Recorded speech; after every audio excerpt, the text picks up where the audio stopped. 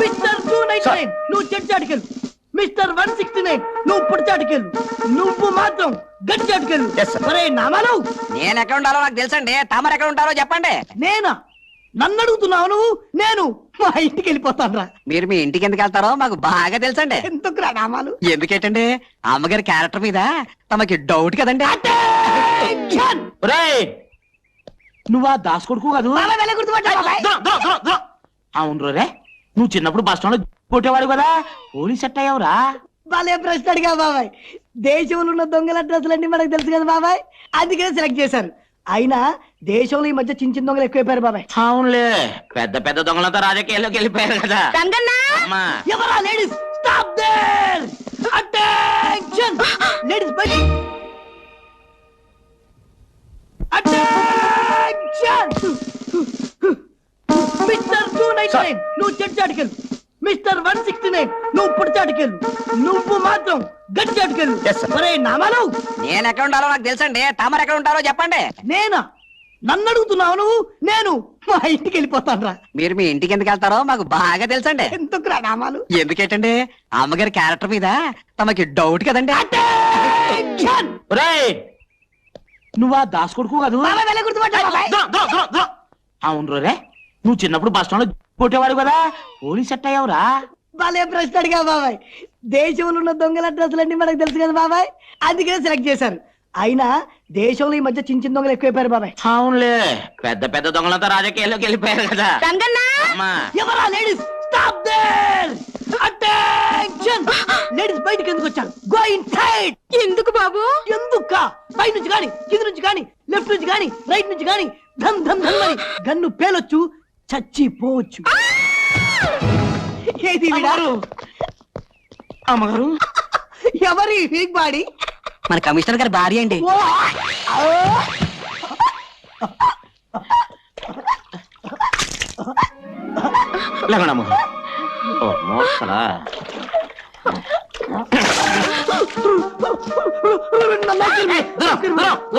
కంగారు పడకండి మేడం, మేము మీ ఇంటి సెక్యూరిటీకి వచ్చాం మేడం. మీ ప్రాణానికి మా ప్రాణం పడ్డాం మేడం. మా ప్రాణాల సంగతి ఏమో గానీ ముందు మీ ప్రాణాలు కాపాడుకోండి. అదండి అమ్మగారు. అరే రామాలు, నేను ఇంటి దాకా వెళ్ళొస్తాను. అమ్మగారు జాగ్రత్త అండి అయ్యా.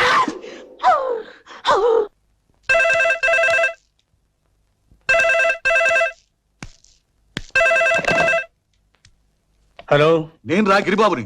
వాళ్ళు ఫారెస్ట్ లో దాక్కుని ఉన్నారని నాకు ఇన్ఫర్మేషన్ వచ్చింది. వాళ్ళని నేను బయటికి తీసుకొస్తాను.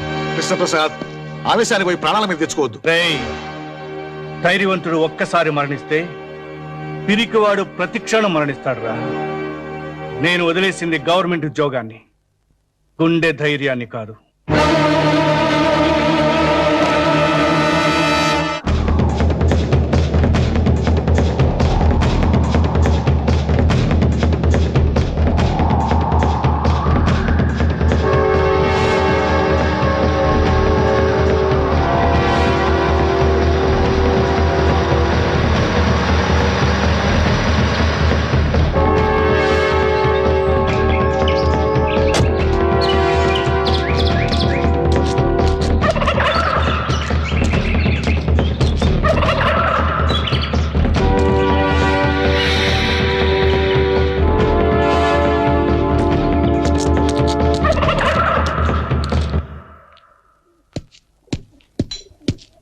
అన్నా,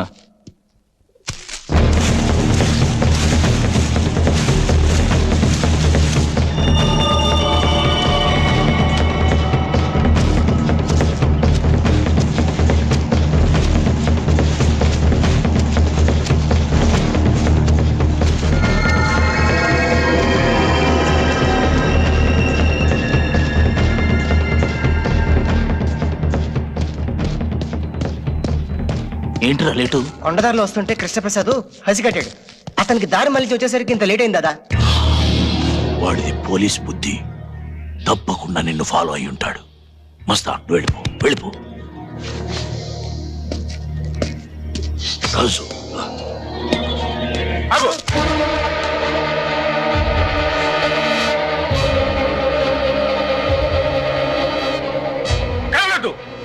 ఎవరు కదిలినా వీడిని కాల్చేస్తాను.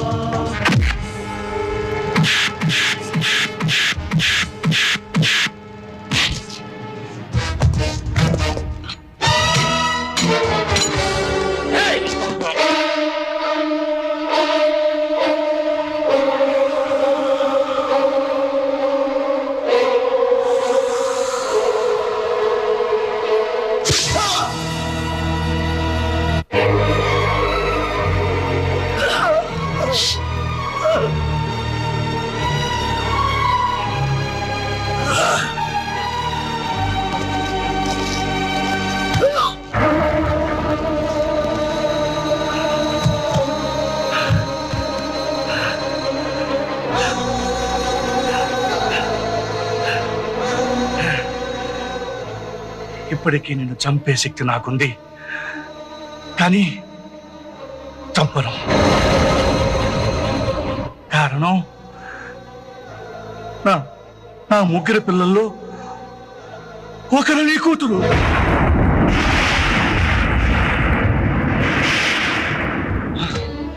చనిపోవలసిన నీ కూతురికి ఆయుష్ పోసి ఆ దేవుడు నాకు అందించాడు.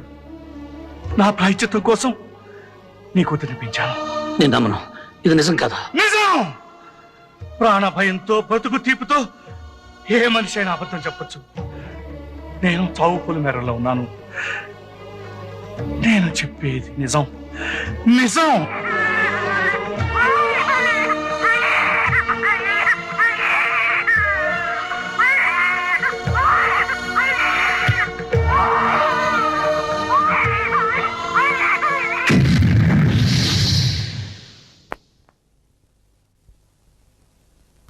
హాస్పిటల్ రికార్డ్ చూసుకో. నిజం కాకపోతే నా ముగ్గురు కూతురిని చంపేయి. వాళ్ళలో నా కూతురు ఎవరు? చెప్పాను. మీ మాటల మీద నాకు నమ్మకం ఉంది. చెప్పండి, నా కూతురు ఎవరు? చెప్పండి సార్. రాజు వచ్చాయి. దాదా, నా కూతురు, నా కూతురు, నా కూతురు. అదంతా అబద్ధం. వాడి బిడ్డల్ని కాపాడుకోవడానికి అబద్ధం చెప్తున్నాడు. రాజు, చావాలని చంపాలని అనుకునేవాడికి ఉండవలసిందే మమకారం కాదురా, ప్రతీకారం. అరే వేసాయి వాణ్ణి.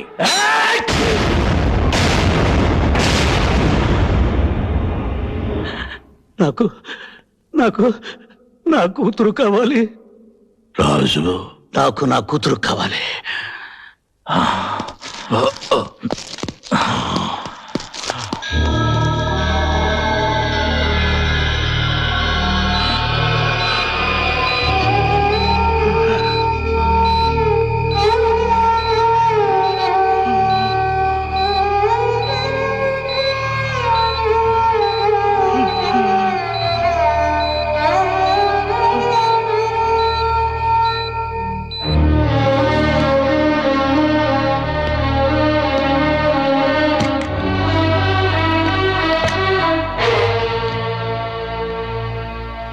నువ్వు రాజు.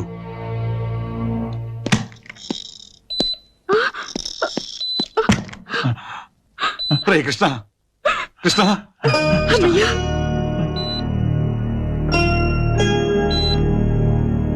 రే కృష్ణ. ఇది నా పిల్లలు వస్తున్నారు.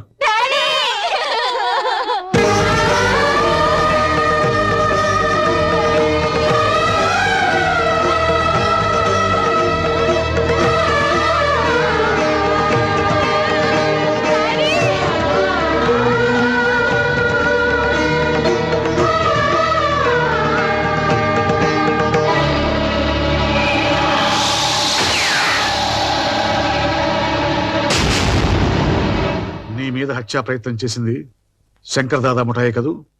అందులో రాజుని కలపొద్దు. ఎన్నాళ్ళు ఆ మనసులో దాచుకున్న నిజాన్ని రాజుకు చెప్పాను. ఇప్పుడు మీకు చెప్తున్నాను, నా 3 పిల్లల్లో ఒక పాప నా కూతురు కాదు, రాజు కూతురు. రాజు కూతురు అందులో ఎవరు? చెప్పను, మీరు తెలుసుకోవడానికి ప్రయత్నం చేయవద్దు. పిల్లల్ని, రాజుని లోపలికి పిలిపించు. కమలా,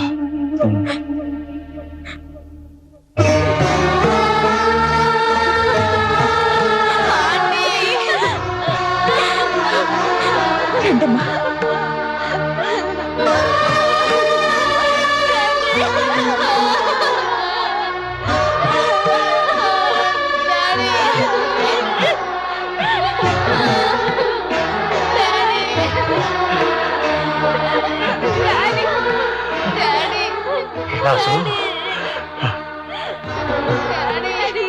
వీళ్ళ ప్రాణాలు ఎంత భయంకరమైన వ్యక్తుల చేతుల్లో ఉన్నాయో నీకు తెలుసు. ప్రాణ సహితమైన పోలీస్ ఆఫీసర్కి అప్పచెప్పకుండా వీళ్ళని రక్షించే బాధ్యత నీకు అప్పచెప్తున్నాను. నా బిడ్డ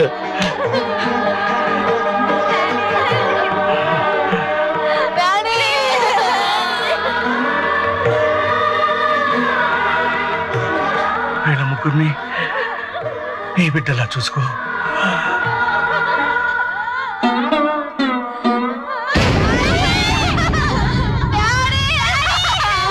రే కృష్ణ,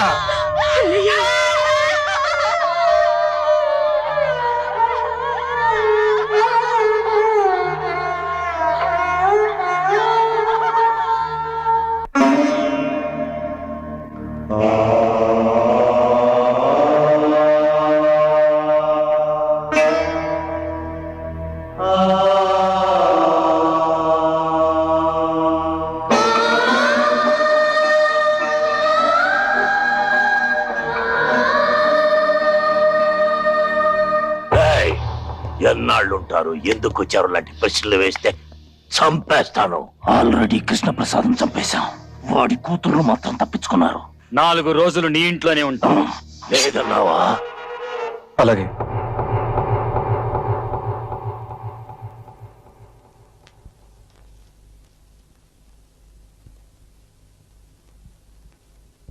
మూడు రోజుల నుంచి ఇలాగే ఏడుస్తూ పడుకున్నారు. ఏదైనా తినండమ్మా. నువ్వెవరు చెప్పడానికి? నోరు మూసుకొని అవతల పో. అసలు ఎవరు రమ్మన్నారు నేను లోపలికి? మిమ్మల్ని చూస్తానంటే నేనే పంపించానమ్మా. అతని ఇంట్లో నుంచి బయట పంపే. గిరిజ, ఏం మాట్లాడుతున్నావు? అతని గురించి మీ డాడీ ఏం చెప్పారో మీకు తెలుసు కదా? అసలు ఇద్దరే మమ్మల్ని చంపబోయారంటీ. ఇంట్లో ఉండడం ఏంటి? బయట పొమ్మనండి. బాధపడకు రాజు. బాధకు అర్థం మర్చిపోయి 14 ఏళ్ళయింది. ఆశ అనే కొత్త మాట ఇప్పుడు నా గుండెల నిండా నిండి ఉంది. నా కళ్ళు ఆశగా వెతుకుతున్నది 14 ఏళ్ల క్రితం ఆరిపోయిందనుకున్న నా జ్యోతిని చూడాలని. రాజు, పిల్లలు చాలా మంచోళ్ళు. వాళ్ళ నాన్న చనిపోయాడన్న బాధతో ఏదో అన్నారు.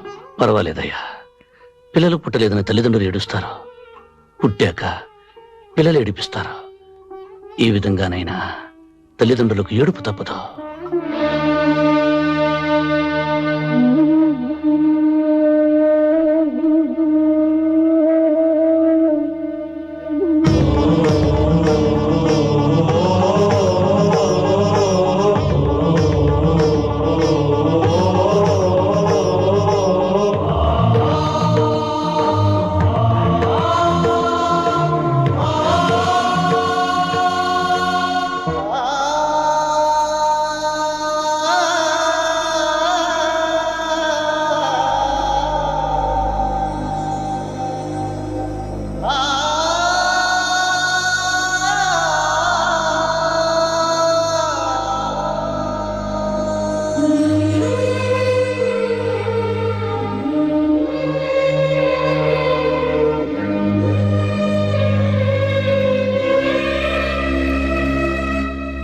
రాజు, రా భోంచేద్దు గాని.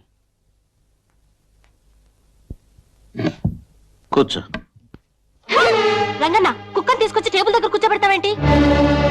అతను ఆ కుర్చీలో కూర్చుంటే ఆ కుర్చీని ముక్కలు చేసి పొయ్యిలో పెడతాం. వద్దమ్మా, మీరు ఇక్కడే కూర్చొని తినండి. నీళ్ళల్లో పడగుండాలి గాని పడవలో నీళ్లు ఉండకూడదమ్మా. నిజం, నేను కుక్కనే. కుక్క పక్కనే వెళ్ళి కూర్చొని తింటాను.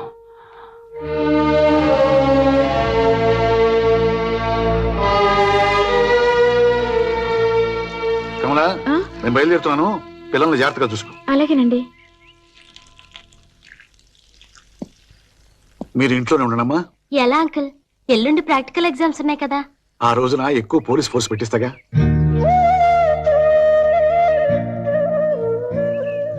రాజునేమి అనకండమ్మా. వీళ్ళకి కొంచెం అర్థమయ్యేలా చెప్పు. పంతాలే పోతే ప్రాణాలే పోతాయి. అమ్మగారు, నేనేం పడిపోనులేండి. అన్నయ్య చావు కళ్ళారా చూశాక నాకు చావు భయమే పోయింది. రాజు, నువ్వు ఉన్నావన్న ధైర్యంతో వెళుతున్నాను. వెళ్ళిరండి సార్. జైలు నుంచి వీళ్ళని చంపాలని వచ్చాను, కానీ ఇప్పుడు బ్రతకాలని, వాళ్ళను బ్రతికించాలని ఉంది. పిల్లల ఆవేశం లేదు అన్నారని కోపం తెచ్చుకోవద్దు. వాళ్ళు కరెక్ట్ గానే అన్నారు సార్. ఇన్ని వేల మృగాల్లో విశ్వాసం ఉన్నది కుక్కకే. నా బిడ్డల్ని నేను కుక్కలా కాపలా కాస్తాను. మీరు వెళ్ళండి.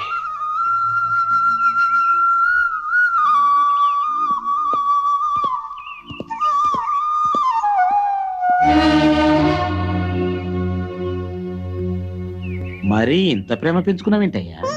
ప్రాణం పోసుకున్న 10 నెలల వరకు అమ్మకుడిపై ప్రపంచం అనుకున్న మనిషి పుట్టాక ఈ ప్రపంచం మొత్తం చాలదంటాడు. కానీ ఇప్పుడు నాకు వాళ్ళు ముగ్గురే ప్రపంచం. కుక్కలు లేని చోట, ఫోన్లు లేని చోట బతకగలం గాని నీలాంటి మంచులు లేని చోట మాత్రం బతకలేం రాజు.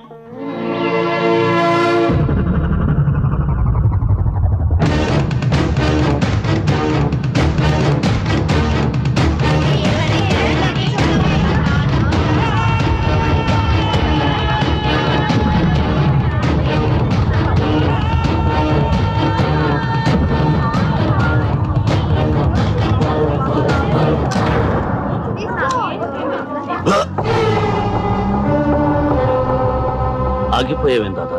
కల్చు. నువ్వు నా బిడ్డవి గనక ఆగిపోయాను. అందులో నా బిడ్డుంది గనుకే నేను రక్షించుకున్నాను. చచ్చిన ఆ కృష్ణప్రసాద్ మేధావిరా. వాడి కూతుళ్ళని కాపాడుకోవడం కోసం నిన్నిలా నమ్మించాడు. నిజానికి వాళ్లలో నీ కూతురు లేదురా. చనిపోయేవాడు చనిపోతూ బ్రతికించేది ఒక్క నిజాన్నే. నీ పిచ్చి నమ్మకాన్ని నమ్మకపోయినా నీ మాటను నిన్ను నమ్ముతాను. అందులో నీ కూతురెవరో చెప్పు, దాన్ని మాత్రం విడిచిపెడతాను. ఆ ముగ్గురు నా బిడ్డలే. మిగతా ఇద్దరిని నువ్వు కనలేదు కదరా.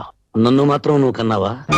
కనకపోయినా కన్న తండ్రి కంటే ఎక్కువగా ప్రేమించాను, పెంచానురా. ఆ ప్రేమని నేను పంచుతున్నాను. వాళ్ళ కోసమే జీవిస్తున్నాను. దాదా, వాళ్ళకు అపకారం తలపెడితే ఈసారి నువ్వు తండ్రివని కూడా మర్చిపోతాను. మర్యాదగా ఇక్కడి నుంచి వెళ్ళిపో. వెళ్ళకపోతే చంపేస్తావా? ఒరేయ్, వాడు ఏ పాపం తెలియని నా పిల్లల్ని చంపాడురా. నువ్వు ప్రాణానికి ప్రాణంగా చూసుకునే నీ భార్యని బలి తీసుకున్నాడురా. నిన్ను పెంచి పెద్ద చేసి రుణం తీర్చుకున్న నీ తల్లిని మెత్తుటి మడుగుల్లో దొల్లించిన కసాయివాడు రావాడు. ఇదంతా ఎలా మర్చిపోయావురా?